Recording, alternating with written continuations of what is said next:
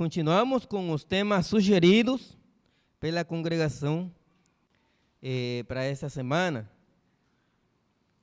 Vamos estudar sobre a correção do Senhor. Foi a sugestão da igreja. Então, no mundo atual, nós vivemos um tempo de muita confusão.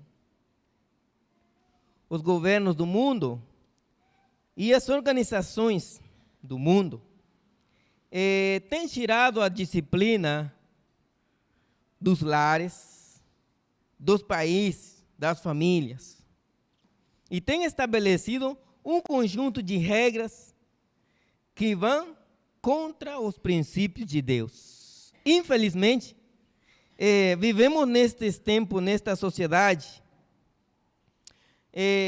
onde o mundo vive uma grande ignorância completa.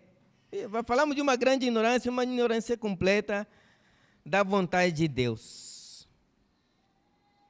Faz sua própria confusão, porque o mundo quer acreditar na existência de Deus, só que eles querem acreditar na sua maneira, da forma que eles acham que é, e o conhecimento empobrece. Tem muitas pessoas que vão pelo caminho errado. O apóstolo Paulo, ele falou na segunda carta de Timóteo,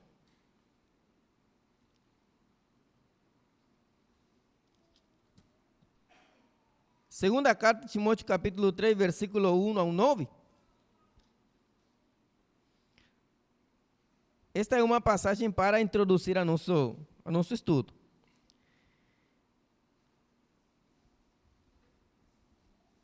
Segunda carta de Timóteo, capítulo 3, versículo 1 ao 9.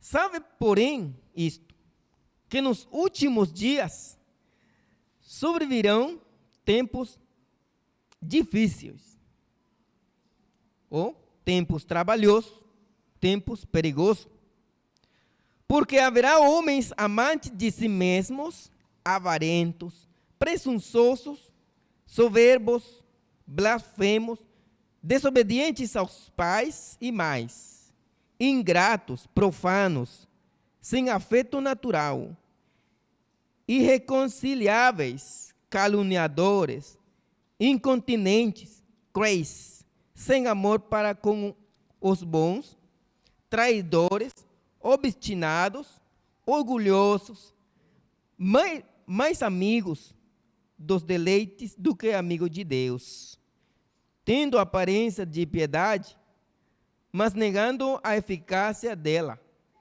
Destes afasta-te. Porque deste número são os que se introduzem pelas casas e levam cativas mulheres nécias, carregadas de pecados, levadas de várias concupiscências, que aprendem sempre e nunca podem chegar ao conhecimento da verdade. E como Janes e Jambres resistiram a Moisés, assim também estes resistem à verdade, sendo homens corruptos de entendimento e reprobos quanto à fé.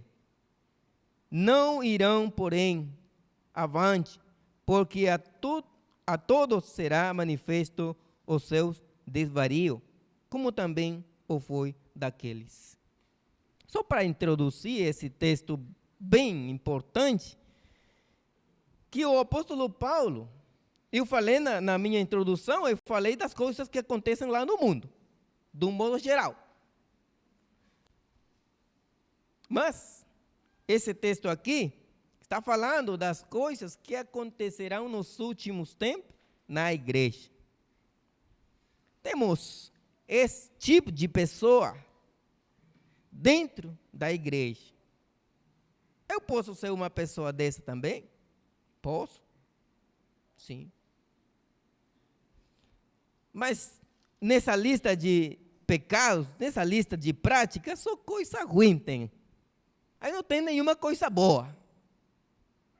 Mas o Espírito fala claramente que nos últimos tempos, a partir do estabelecimento da igreja para frente, até nossos tempos, ia ter pessoas assim, dentro do reino. Por isso é que é tão importante falar da correção do Senhor.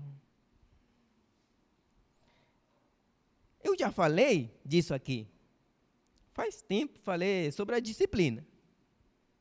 E a correção do Senhor é a disciplina do Senhor. Só que agora nós vamos estudar de outra forma, né? Para continuar enchendo o nosso conhecimento. Em primeiro lugar, temos a definição da correção. Segundo o dicionário, agora eu utilizo um dicionário de Ruth Rocha, diz que é ato de corrigir. E corrigir é emendar, eliminar o erro, reparar injustiça, repreender, censurar, castigo, punição e pena. Isso é correção.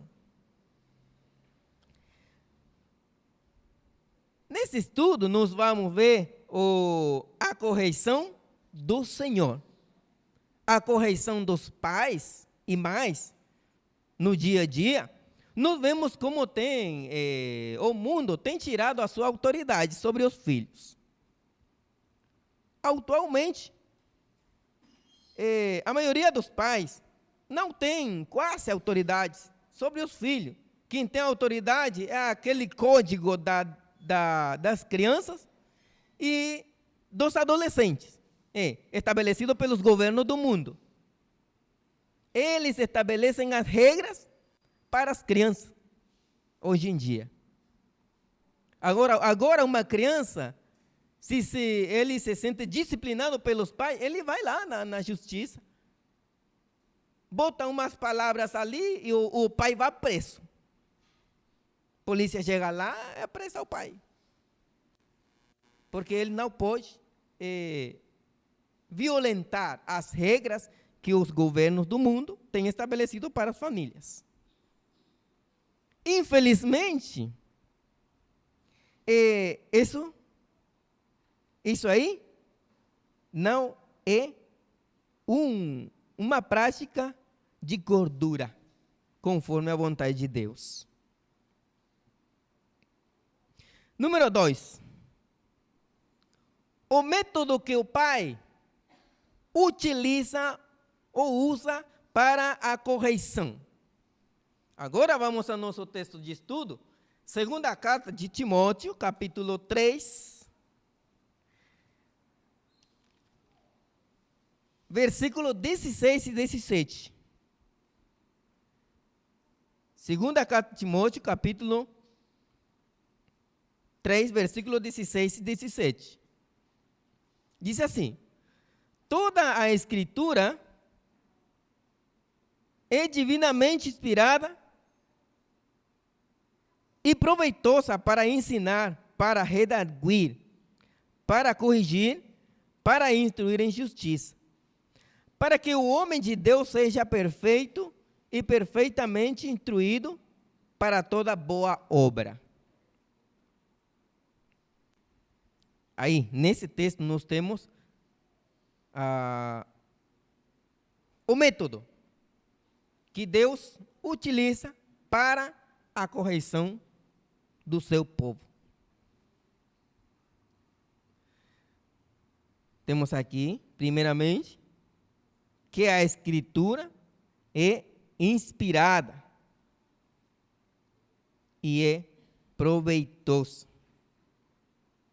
O primeiro que Deus faz para seu povo é ensinar.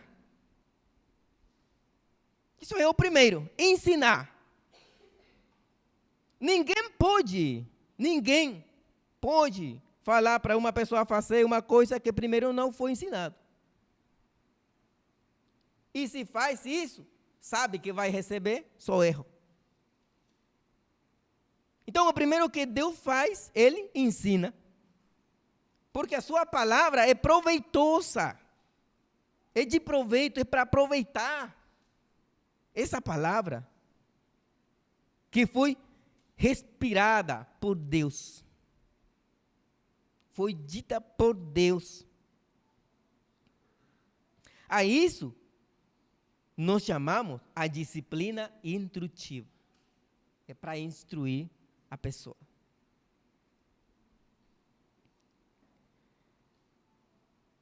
Em Mateus capítulo 28, versículo 18 até o 20, a vontade de Deus é mostrada aos apóstolos. E diz assim, versículo 18, 19 e 20. E chegando-se Jesus, falou-lhes, dizendo: É-me dado todo o poder no céu e na terra. Portanto, ide, ensinai todas as nações, batizando-as em nome do Pai, e do Filho, e do Espírito Santo. Ensinando-as a guardar todas as coisas que eu vos tenho mandado. Olha então a disciplina. Jesus, ele pega um homem, uma mulher do mundo, traz para o reino, e o primeiro que faz é ensinar. Quando Deus pega aquela pessoa, é quando a pessoa é batizada. Deus já acolheu ela no seu reino. A pessoa veio, se fez uma nova criatura, e a pessoa está pronta para receber aquele conhecimento. Muitas vezes, não adianta passar esse conhecimento para as pessoas do mundo, porque as pessoas do mundo têm o coração tão sujo que não dá para entender a vontade de Deus. O Senhor, Ele primeiro limpa a sua casa e depois arruma direitinho. Quem de vocês vai comprar uma casa, está suja, e vai botar lá sofá, vai botar geladeira, coisas assim? O que faz primeiro? Não primeiro limpa essa casa? Tira a sujeira? Depois arruma bonitinho? É o que faz o Senhor. Ele primeiro tira o pecado da alma da pessoa e depois ensina essa pessoa. Um processo chamado discipulado.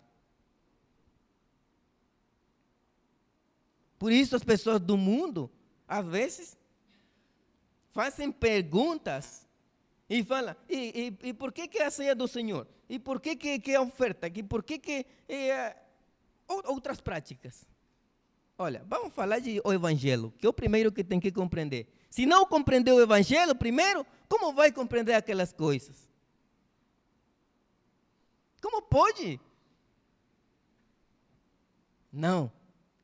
Olha então, a correção do Senhor. Primeiro, fala que a Escritura é proveitosa para ensinar. Os apóstolos, capítulo 2 de Atos, capítulo 2, versículo 42 a 43, eles perseveravam na doutrina. Eles receberam a doutrina dos apóstolos, os apóstolos receberam a doutrina de Jesus, e Jesus recebeu a doutrina do Pai. Então, é a disciplina do Senhor? É.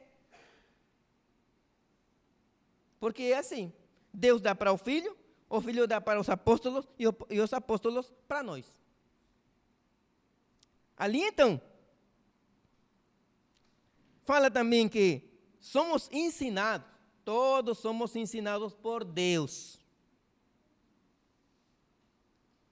Pega conhecimento e se faz um praticante da obra.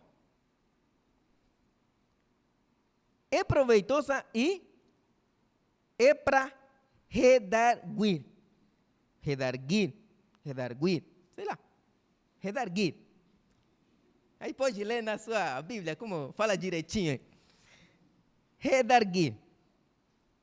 Significa, olha, derrubar, destruir, exonerar com argumentos. Isso é que significa a palavra redarguir. Uma coisa que eu aprendi, olha, toda pessoa que se coloca neste lugar para ensinar, eu aprendo. Domingo passado eu aprendi uma coisa. Diz assim, os que foram comigo lá vão lembrar. Toda mudança é dolorosa. É mentira que quando é colocado no reino de Deus, vira toda felicidade. Mentira!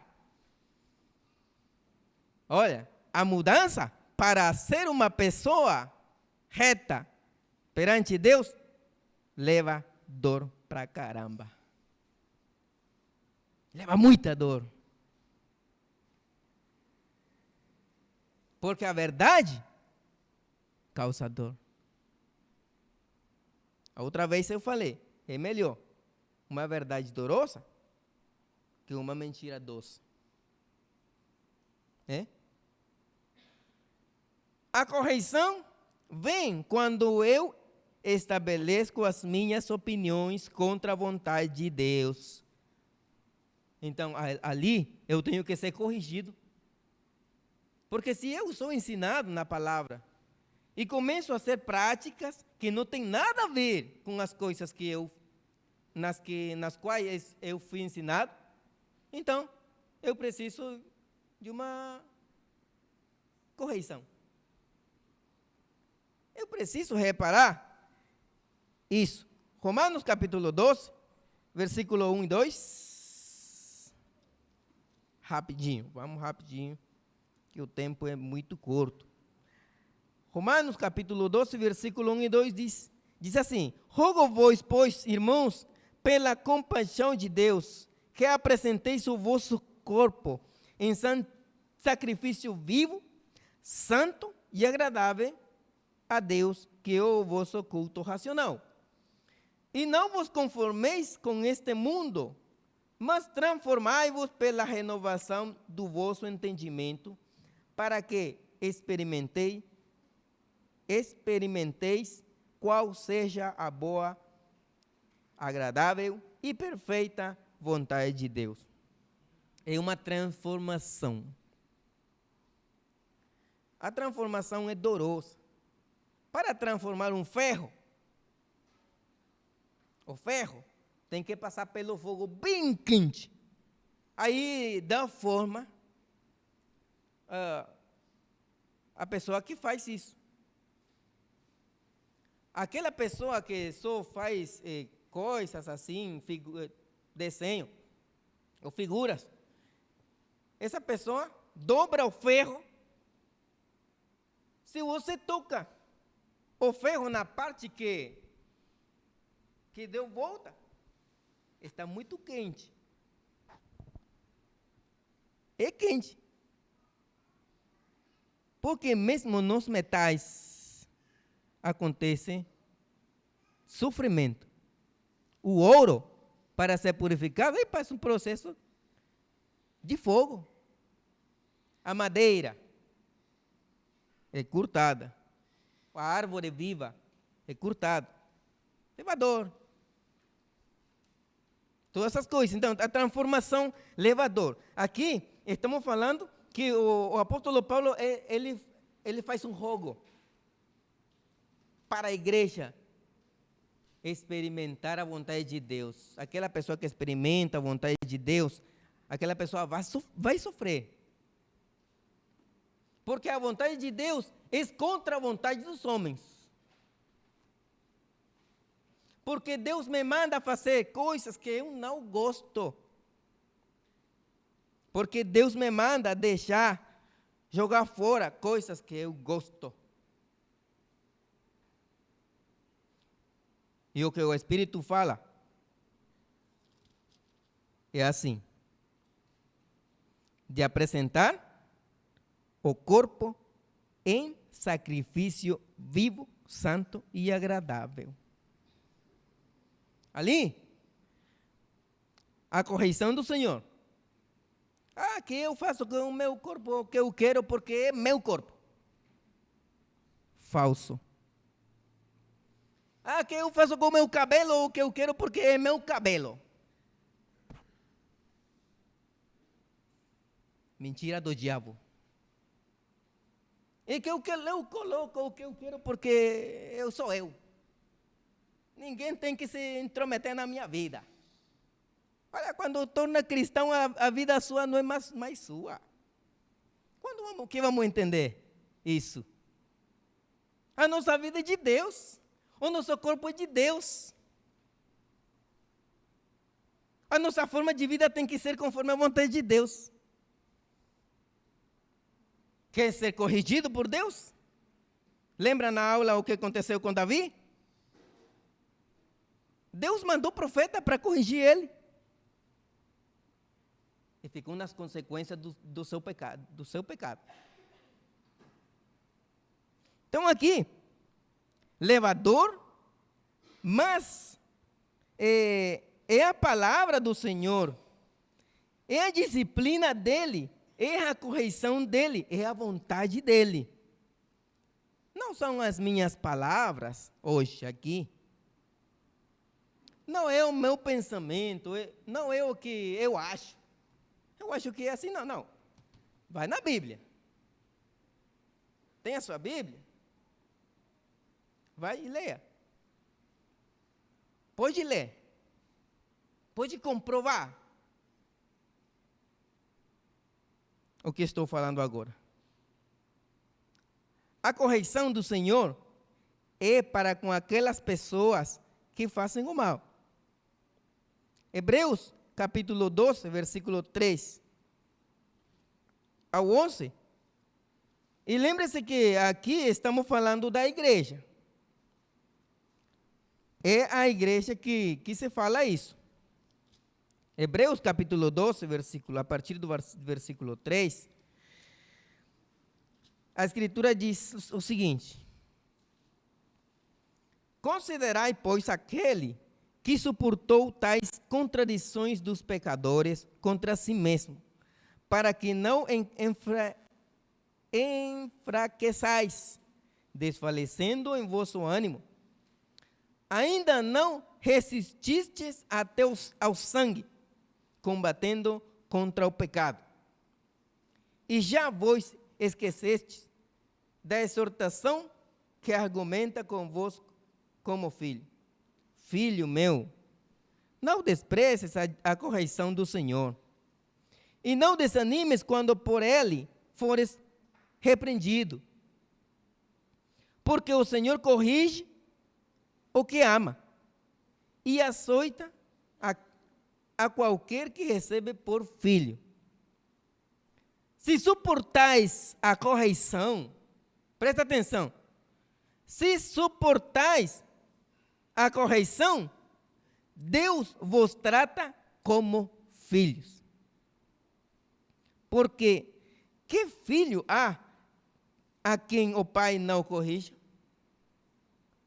Mas se estáis sem disciplina, da qual todos são feitos participantes, sois então bastardos e não filhos. Além do que tivemos nossos pais, segundo a carne, para nos corrigirem, e nós os reverenciamos, não nos sujeitaremos muito mais ao Pai dos Espíritos para vivermos? Porque aquele, na verdade, por um pouco de tempo nos corrigiam, como bem lhes parecia, mas este para o nosso proveito, para sermos participantes da sua santidade. E, na verdade, toda a correção ao presente não parece ser de gozo, senão de tristeza, mas depois produz um fruto pacífico de justiça nos exercitados por ela.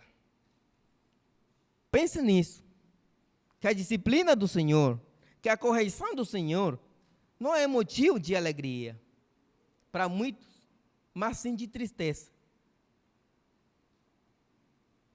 Ninguém gosta de ser corrigido. Ninguém gosta. Por quê? Porque a correção causa dor. Isso vai bater no meu coração forte. Sabe que às vezes nós, os que ensinamos a palavra, ganhamos com isso, com isto. Indiferença, desprezo, ódio. Por falar a verdade.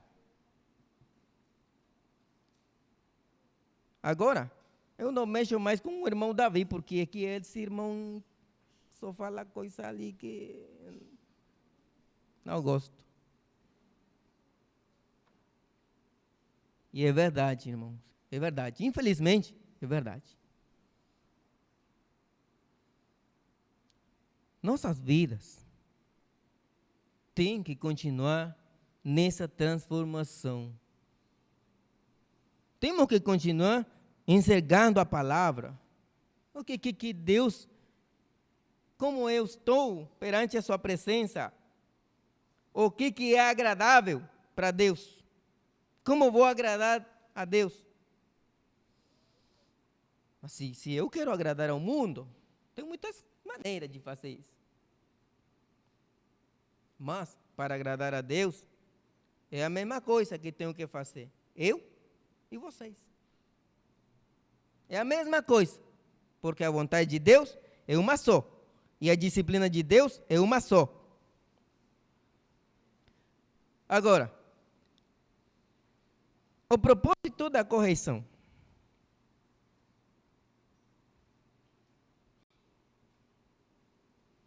Nessa parte final, que é o propósito da correção, temos que ver quanto respeito eu tenho pela palavra. Quanto eu respeito a palavra de Deus. Quanto é importante para mim a palavra de Deus. Quanto vai fazer mudar as minhas atitudes. Se respeito a palavra de Deus, eu vou começar a tirar coisas que ainda estou carregando, que eu me sinto em conforto com isso. Mas Deus não gosta. Deus não concorda. E sabe? Deus não tem que concordar comigo. Eu tenho que concordar com Ele. Com sua vontade. Já pensou se Deus concordasse comigo? Seria uma coisa tão difícil de controlar.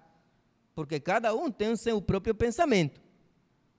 Então Deus teria que concordar com cada um. Mas não é assim não. O propósito da correção do Senhor é sempre a salvação do seu povo. Por que Deus corrige? Faz a correção? Porque Ele quer salvar. Ele quer receber. Ele quer a nossa transformação. Ele quer que melhore a nossa condição de vida.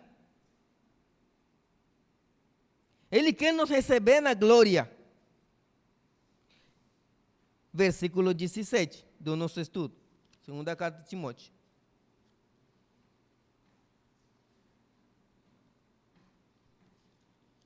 Segunda Timóteo, capítulo 3, versículo 17.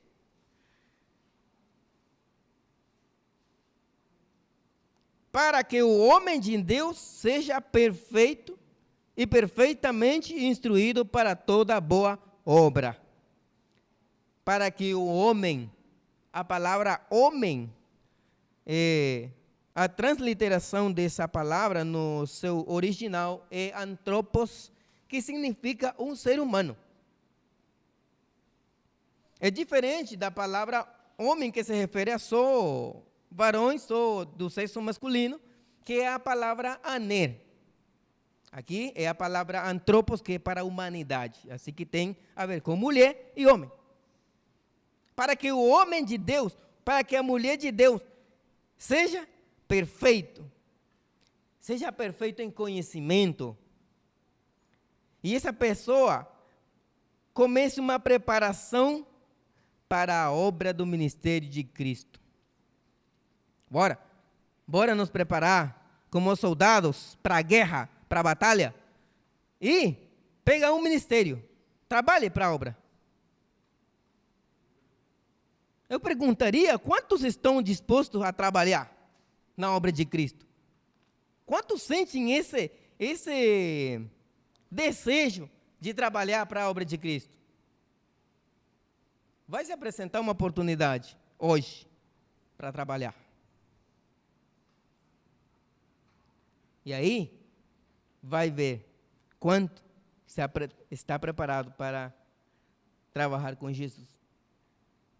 A correção do Senhor é uma coisa tão importante e que o homem e a mulher têm que estar cientes, que tem que receber o conhecimento, tem que cumprir a lei de Deus e tem que receber a correção.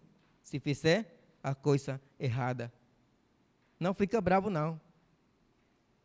Fique agradecido quando seja corrigido. Vamos agradecer a Deus porque Ele nos corrige. Porque Ele quer homens e mulheres perfeitos. A correção do Senhor, para concluir, para encerrar, a correção do Senhor é o método que Ele utiliza para nos ajudar em nossa caminhada ao céu. 2. A correção do Senhor pode ser dolorosa, mas vale a pena. É como as mãos do oleiro no barro, amoldando uma peça de honra maravilhosa. Quem se opõe à correção do Senhor não prosperará e viverá numa vida miserável, longe do Pai. Não será considerado filho, mas será considerado bastardo. E a sua parte será com os infiéis. Toma cuidado. Tomemos cuidado com isso. Esse tema que alguém escolheu para que eu falasse hoje é importante. Espero que essa pessoa que sugeriu esse tema esteja conosco hoje. Tenha escutado este pequeno ensinamento. Porque tem mais. Tem muito mais para estudar sobre a disciplina. Vamos ficar agradecidos com Deus pela sua correção. Aqueles que hoje estão conosco, nos visitando, saiba que o Deus de amor está esperando por vocês. Ele quer que seja parte da sua disciplina. Que não fique mais longe dele, mas perto. Vamos orar.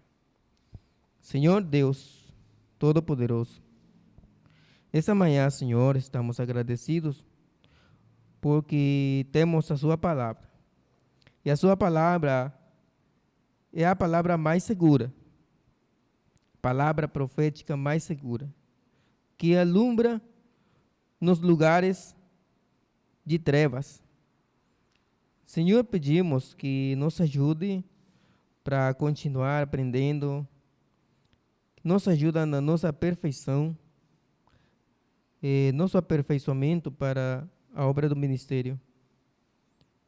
Senhor, queremos te agradecer pelo sacrifício do teu Filho amado, que ele fez, para que cada um de nós tivesse a oportunidade de entrar no reino e entrar no céu.